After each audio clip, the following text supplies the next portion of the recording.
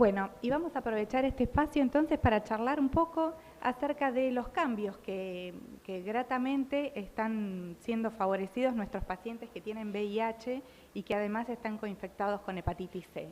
Como nos comentaba hace un rato Margarita, bueno, estos son mis conflictos de interés.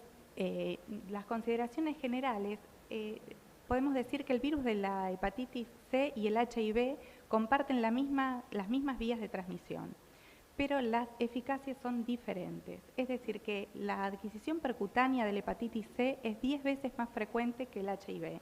Cada vez que tengamos un accidente de riesgo, vamos a pensar que es mucho más frecuente adquirir la hepatitis C que el HIV.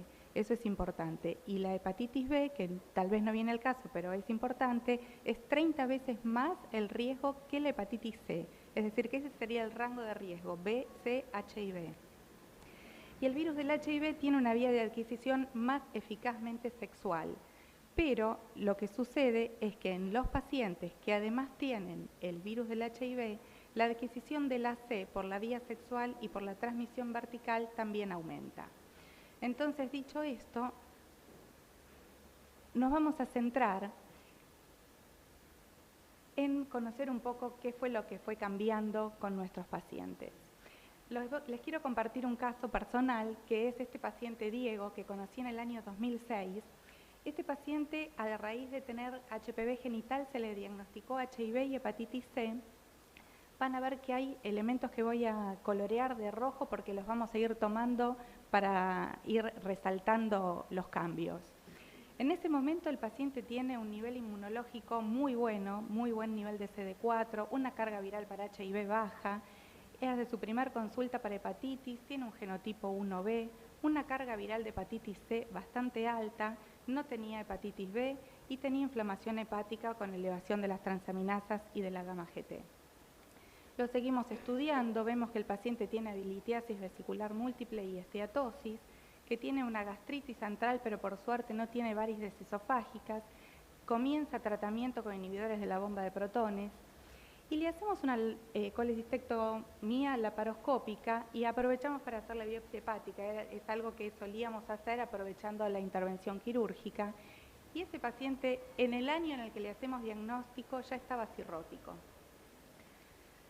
Entonces lo empezamos a acondicionar, le pedimos un perfil tiroideo, queríamos conocer cómo eran sus líneas celulares hematológicas, queríamos saber cuál era su riesgo cardiovascular y le hacíamos una evaluación psiquiátrica. Todas estas cosas teníamos en cuenta, además de un fondo de ojo, porque lo que pensábamos en este momento era establecer una prioridad. En un paciente con un buen nivel inmunológico en el año 2006 no teníamos la recomendación universal de tratarlo para el VIH, pero en estas circunstancias con su fibrosis avanzada decidimos priorizar la hepatitis y entonces comenzamos el tratamiento con interferón pegilado, ribavirina, que era lo que teníamos disponible en ese momento. Por eso lo acondicionamos, porque el interferón le podía generar deterioro de las líneas celulares hematopoyéticas, incrementada la anemia además con la ribavirina, retinitis o exudados retinianos a través del interferón, mala tolerancia a la anemia por ser un varón joven, tabaquista, digamos, el riesgo del debut o de una sensibilización de una enfermedad psiquiátrica previa. La tolerancia del interferón no era buena. El paciente no cumple con el primer requisito, que era bajar 2 logaritmos en el primer trimestre, con lo cual se lo consideró un respondedor lento y lo tratamos con interferón 1 año y medio. Y a los 24 semanas post tratamiento, cuando debería haber tenido una respuesta virológica satisfactoria, aparece la carga viral circulante otra vez. Entonces, sin subestimar lo que les decía antes, este paciente tuvo una neumonía aguda de la comunidad asociada a neutropenia, una anemia que requirió eritropoyetina, el descenso del nivel de CD4 de 24% a 12%, ahí decidimos tomar las cartas sobre el HIV y le colocamos tratamiento para el HIV, y hasta el 2013 siguió con una cirrosis compensada, sin ascitis ni encefalopatía, y con un HIV controlado, 750 CD4 y HIV no detectable. Y ahí por supuesto, uno venía leyendo qué era lo que estaba pasando, la revolución que estaba ocurriendo en el tratamiento de la hepatitis C, y empezamos a tranquilizarnos todos por este paciente y por todos otros cuantos igual que él, que había una solución. Venían los antivirales de acción directa, entre los que hoy tenemos disponibles, porque muchos vamos a ver que ya se dejaron de usar. Tenemos el sofosbuvir, ledipasvir, sofobelpatasvir, grasoprevir, elbasvir y glecaprevir, pibrentasvir, que nos permiten una curación de más del 95% de los casos en 8, 12 o hasta 24 semanas.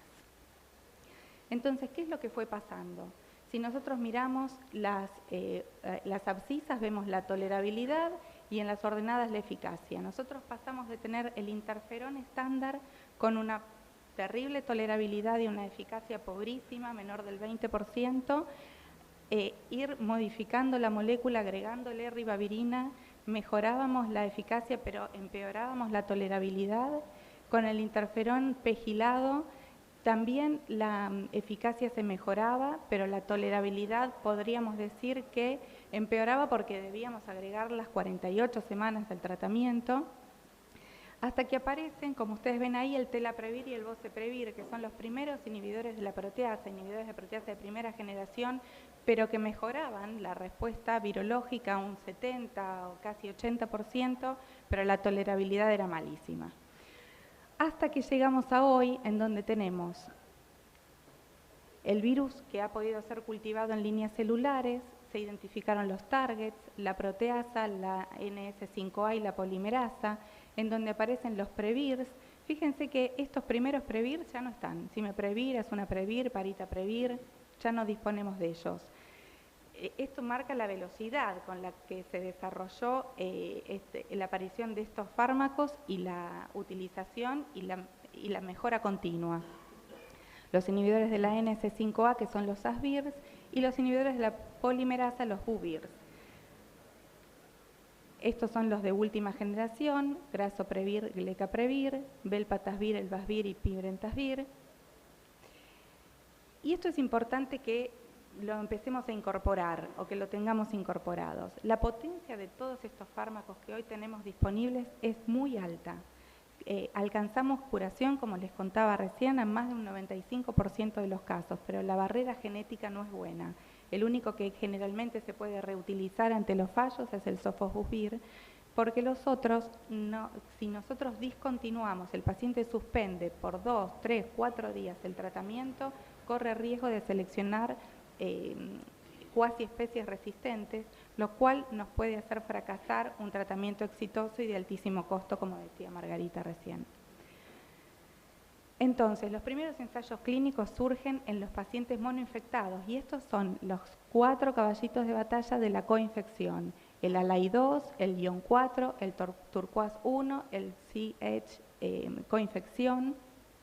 Todos estos nos muestran que la respuesta en el paciente VIH es idéntica que en el paciente monoinfectado con hepatitis C. No son estudios comparables cabeza a cabeza, pero cada uno de ellos obtuvo más del 96% de respuesta virológica sostenida utilizando estos esquemas. Y la tolerabilidad, que tampoco es comparativa entre los estudios, es realmente muy buena, porque ustedes fíjense que puede haber algo de fatigabilidad, algo de cefalea, un poco de, digamos, algún efecto digestivo que lo puede dar cualquier antibiótico. Digamos, la tolerancia en la práctica, a quienes hemos tratado pacientes para la hepatitis, hemos podido comprobar que la tolerancia es excelente. Algo que tenemos que tener en cuenta cuando decidimos el tratamiento son las interacciones farmacológicas, sobre todo en la coinfección. En los primeros inhibidores, cuando usábamos el daclatasvir, teníamos que prestar atención si usábamos efavirenz, si usábamos atazanavir, porque debíamos ajustar las dosis. Por suerte, los que utilizamos como backbone, tenofovir, lamivudina, abacavir, no tienen ningún tipo de contraindicación. Y por suerte, los inhibidores de la integrasa, como el raltegravir o el dolutegravir, tampoco tienen ninguna interacción. Por eso, cuando pensamos en el tratamiento de un paciente coinfectado, tenemos que pensar en el futuro, en tratarle la hepatitis C, pensamos en colocar un tratamiento antirretroviral acorde a nuestra conducta futura. Y otra cosa a tener en cuenta que este paciente nuestro también tenía era la necesidad imperiosa de utilizar inhibidores de la bomba de protones. Y la gran mayoría de los antivirales de acción directa tienen interacción, excepto el Elbasvir-Grazoprevir, que es uno de los pocos que nos permite esa seguridad. En otros casos, cuando no nos queda alternativa y tenemos que utilizar otros fármacos por interacciones, bueno, hay que conversar con el especialista y ver si se puede suspender el inhibidor de la bomba de protones transitoriamente, que no siempre se puede lograr. Bueno, dentro de las consideraciones generales, entonces, hoy, en el 2019, debemos tratar a todos los pacientes para el HIV y para la hepatitis C.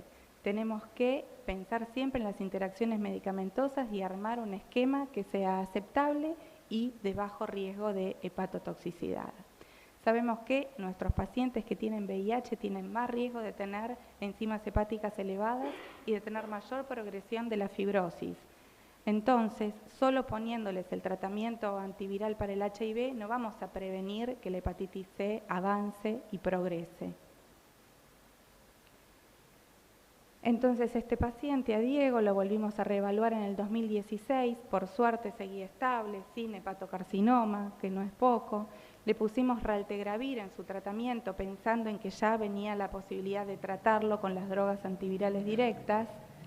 Entonces nos ocupamos de mejorarle su performance para el HIV y pensamos en cuáles eran las opciones que teníamos disponibles para tratar a un paciente coinfectado, cirrótico estable, genotipo 1B, no respondedor a PEG, que, digamos, este combo, cuando nosotros vamos y vemos las guías, nos parece que todas las drogas son posibles y en realidad cada paciente hay que armarle un traje a medida de acuerdo a los antecedentes que ha tenido. Es decir, un genotipo 1B, que podríamos decir que es uno de los más respondedores, a veces cuando el paciente está cirrótico o experimentado, las opciones se van achicando. Entonces, fíjense que dentro de las opciones que teníamos en el 2016 estaban los primeros tres, y las dos primeras teníamos que utilizar ribavirina y realmente no era una situación ideal para nuestro paciente. Si vemos las guías de la Asociación Argentina de Enfermedades del Hígado, vemos que también nos ponen el sofodacla con ribavirina, que nos ponen el ledisofo con ribavirina. Tratamos de buscar la mejor opción para nuestro paciente, disminuyendo en lo más posible sus toxicidades. Paso rápido estos estudios que solo para que tengan en la memoria si alguna vez los quieren buscar. El ALAI2 es el estudio que da la aprobación del daclasofo para el uso en la coinfección. Y nosotros hoy yo lo pongo como un pulgar intermedio porque a este paciente le debería agregar ribavirina dentro del tratamiento para poder usarlo. El ledipavir soposbuvir también un pulgar intermedio porque le debería agregar ribavirina porque el paciente está experimentado y cirrótico. El que me permite y nos permitió en ese momento poder avanzar en el tratamiento de Diego fue el Cepatier, el Elbasvir-Grazoprevir, que nos permitió mantenerle el omeprazol o el pantoprazol, no utilizar ribavirina y tratarlo aún estando cirrótico y experimentado. Hoy además podemos tener disponibles el Sofobelpa, que es el estudio del Astral 5, pero en este caso tendríamos que suspenderle el protector, el inhibidor de la bomba, y en el Expedition 2, que es el que habla del GP, también podría haber sido una opción si no tuviera que utilizar el inhibidor de la bomba de protones. Entonces, nosotros comenzamos tratamiento con el Elbasvir-Grazoprevir, porque no presentaba interacciones con la bomba de protones, no requería uso de ribavirina, aún siendo experimentado y cirrótico, y era un solo comprimido diario.